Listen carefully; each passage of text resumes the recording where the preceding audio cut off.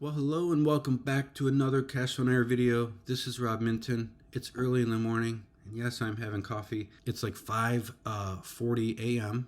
It's a Saturday morning, and I'm feeling some time pressure today because a day or two, an email came through. I get these emails with long endurance races. An email came through that there was a long race this morning, and I signed up for it. So as soon as I finish this, I'm heading out. I think it's a 10-mile race, so I'm going to go run in the park here.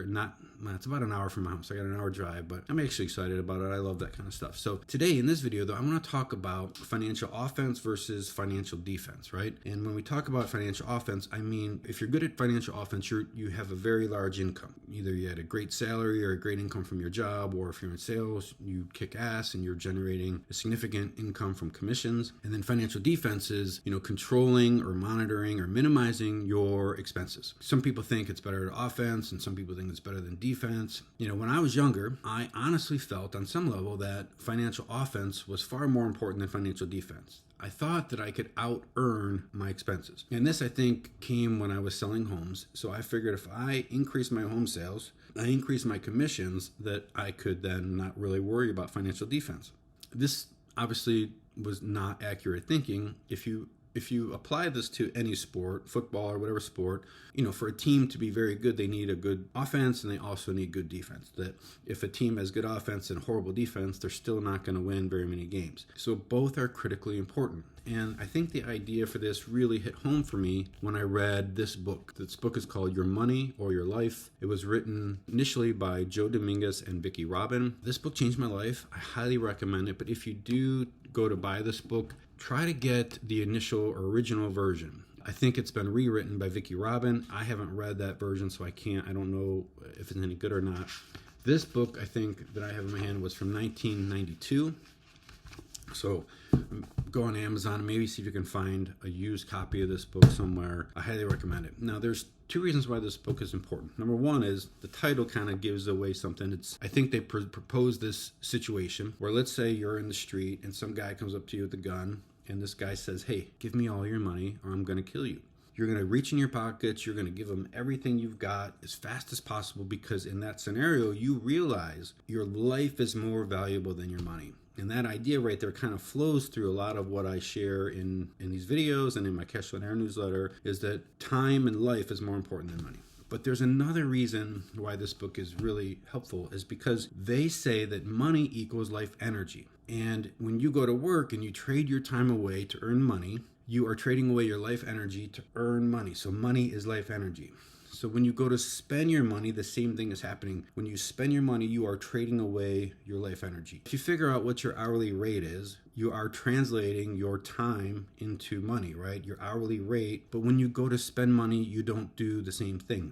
And just as an example, this was cool for me to see as a father. This was several years ago. My younger daughter was working part-time.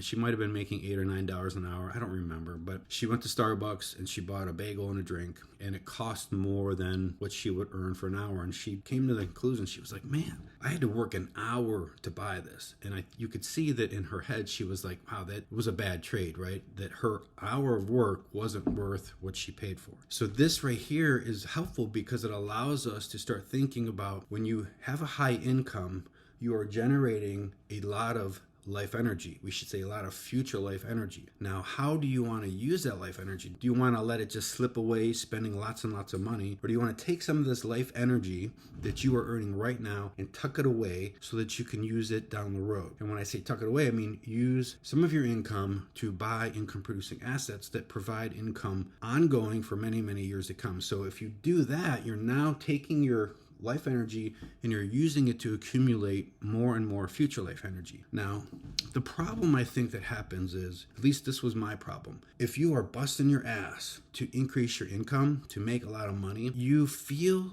justified in spending a lot of money. You feel like, man, I busted my ass. I'm entitled to spend my money. I'm entitled to have a big house. I'm entitled to have a boat, a big expensive car, expensive dinners. I'm entitled to that because I trade away so much that I should be able to enjoy my money. And I felt this way on some level, but it's a bad scenario because you end up in this trap, right? And the reason why it's a trap is because you're spending a lot of money, you're making a lot of money. What happens if your income disappears, right? Now you're stuck with your high expenses. And now you're in a jam because your income's gone, you have high expenses, and how long can you last? How long can you cover these high expenses before you're in trouble? And for many people, you don't have very long. It's a couple months and you're in a jam. High income, high expenses is a trap, and it's a painful trap because you're dependent upon this high income. So this is why it's so important. High income, minimal, good defense, good offense, good defense. And you want to take this difference here and use it to buy future time, to buy freedom. All right, so my suggestion for you as I wrap up this video, because I gotta get running, literally.